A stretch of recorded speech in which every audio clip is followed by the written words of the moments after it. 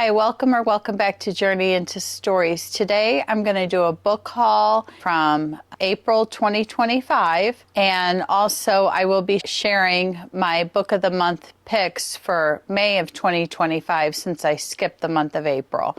And I'm going to do a little bit of a life update.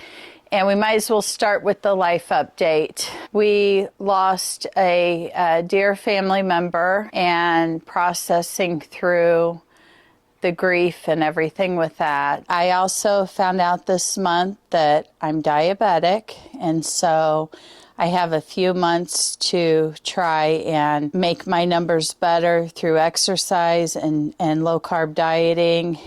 So far, it hasn't been very difficult as I thought it would be, because we did try and do this diet, my husband and I, back in 2019, in the beginning of 2020, because I was pre-diabetic back then, and we had a good list of recipes and foods that I could eat doing a low-carb diet, but this is actually a lower carb diet. Things happened in 2020, and so kind of got derailed from that. I barely am over the threshold of being diabetic. Now I know it's something I have to do the rest of my life, be cautious of what I'm eating. We've been dieting now 5 weeks, and my husband's also dieting for other reasons. Now we just started the workout because I wanted to make sure I got the diet under control.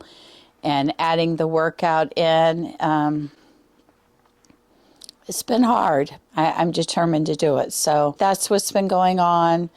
For a life update, everything else is wonderful. So going to film this book haul for the month of April 2025. I also got something that's not book related, but it is going to kind of go with what I'm going to be reading for this weekend. I'm actually going to start it later today, and I'm going to be reading Mommy Dearest for Mother's Day. I couldn't think of a more gripping book than that to read. I've loved the movie as a kid. It scared the heck out of me, but I did pick up Mommy Dearest, the movie. I thought I owned this because we do have a very nice movie collection, but I can't find it. So this will bring back some memories as a kid, but I'm really excited to start the book. I think I got it from a library book sale, if I remember.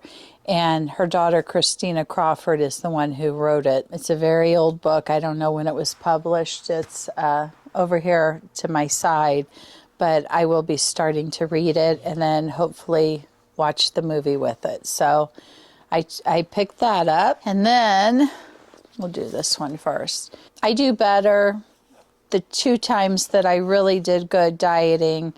One was for pre-diet. I think both were actually pre-diabetic, but I did Weight Watchers, and I did really good back in the day. Then went off track, gained back, and like I said, we tried the low-carb diet back in the end of 2019, 2020, but I do really good when I'm accountable for what I'm eating. And so my husband actually picked me up this food journal off of Amazon, and it has everything that you could really want. I mean, I'm not going to show you what I'm writing down. Nobody cares about that, but you could do measurements, starting point, goals. I wrote down some of the notes my doctor told me to keep in mind. And then I'll show you an empty page. It has weight, sleep, fruits, body fat, coffee, veggies, mood for the day. Moods could really affect things. Energy and activity. And then it kind of gives you space to write down what you had for the day. This has really helped me because it's just teaching me portions where I didn't really do very good with that. Also, my husband just picked this up for me, and it's a diabetic food list, things that you can eat or you might want to avoid, but it just has a little bit of everything. It's a book thing. It's a journal, and I just write everything in it day by day. Lately, I've been doing pretty much the same thing for breakfast and lunch, and then dinner and snacks could vary. This has been very helpful, and I just wanted to include that in with this. The next book I picked, I used to have all kinds of varieties of this, but it's YouTube channels for dummies.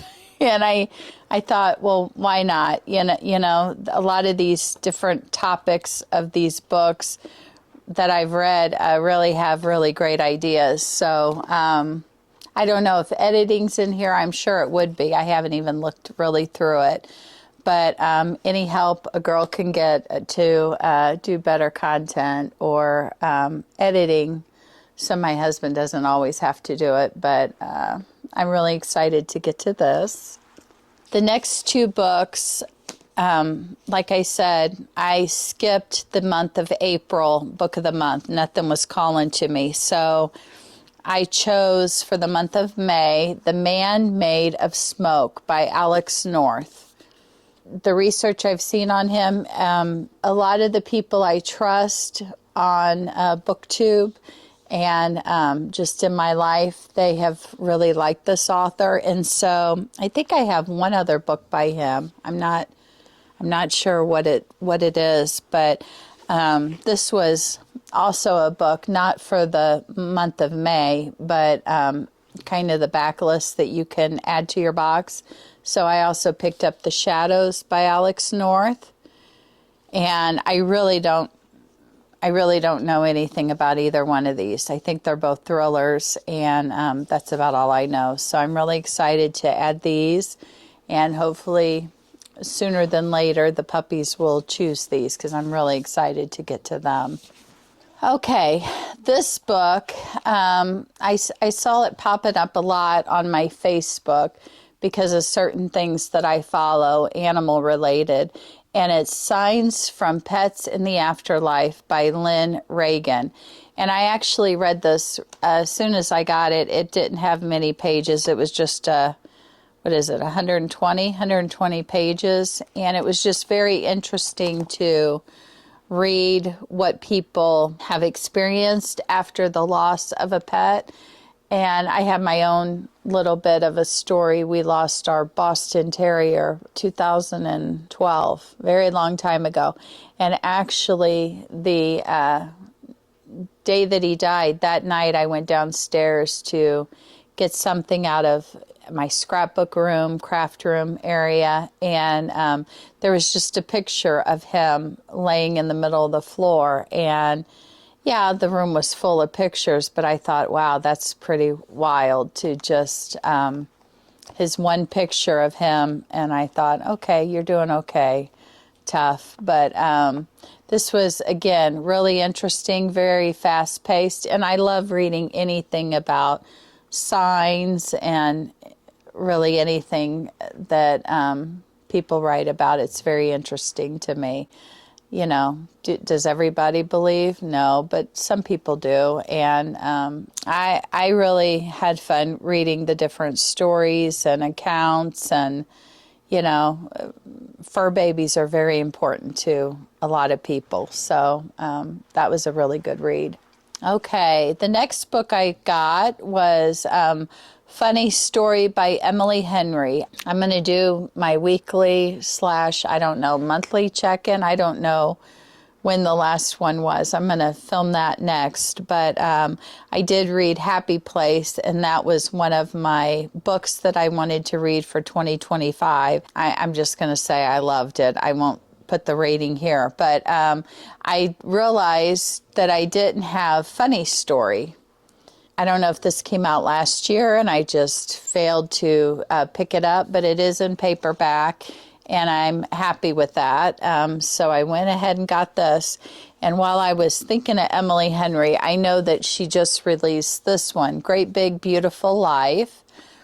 And so I also picked up this book because I wanted to make sure that I had her books up to date, because she definitely is an author that I enjoy reading, and had a lot of fun when I was able to take Beach Read with me to the beach to finish it up. But I am a big fan of Emily Henry. Okay, the next one, and I'm also trying to get this author's backlist. I think it came out recently, though. It's When the Wolf Comes Home by Nat Cassidy. And I've heard a lot about this. I have Mary and the Nestlings, and I enjoyed both of those books. So I was really excited to pick this up. I love this author's writing. I just thought this would be good. I know nothing about it. I really enjoyed this author's writing, so I had to get this one. Okay, the next book, I also love this author. She is truly a favorite of mine for romance and adding a little bit of real life things into her books. And this is Say You'll Remember Me by Abby Jimenez. And so I got this book. I'm excited to, of course, read all of these books. Really excited to get to this one, though. So pick this up. Now, this one is actually the third book in this trilogy. I was hoping that Indy would pick, or Soph, but I was hoping either one of them would pick the first one. I don't know, Butcher and Blackbird maybe, or Leather and Lark. I have both of them right over there. But I picked this one up, Scythe and Sparrow by Brynne Weaver. And like I said, this is the third book in this trilogy. Have I read the first two? No, but that's never stopped me before. So I've heard a lot of things about this series. I think it's pretty steamy, maybe dark romance. I don't know. If I'm wrong, somebody correct me in the comments. But I am excited to get to this one. But of course, I want to get to the first two.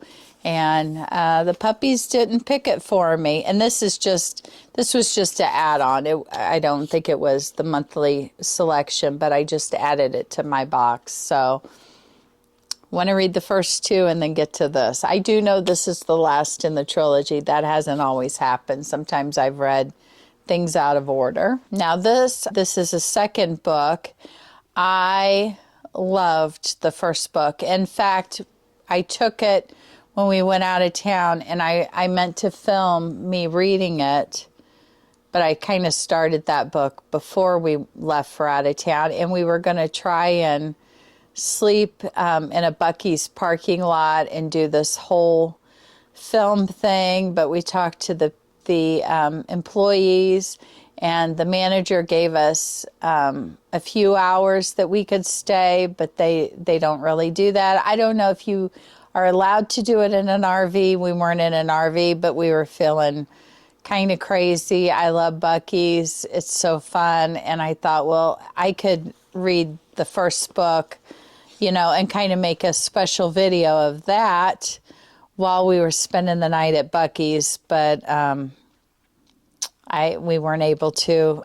But when I tell you, I loved book one, and I'm going to talk about it in my weekly / what is it really, monthly check-in? I don't even know, but I don't know if I've read any other books by this author, but the first book is The Perfect Marriage by Geneva Rose, and I think there was a lot of buzz around it like last year, and I just picked it up, I think, from even Target. But this one just came out right after I finished that. And the way that book ended, I was like, what am I reading right now? I need more. And this is The Perfect Divorce by Geneva Rose. And so I need to get into this. And I know a lot of people that collect books are fancier than me, and get sprayed edges books and different things. But I'm happy to say mine has stuff too. Look at that. Look how awesome that looks. So, yeah, The Perfect Divorce, Geneva Rose. This literally just showed up. Smells good. New book smell. I'm really happy and excited to get to this as well, just with every other book. But the way that The Perfect Marriage ended, chef's kiss. I loved it. So I really, really need to get to this. Okay, so I think we're caught up. A little life update.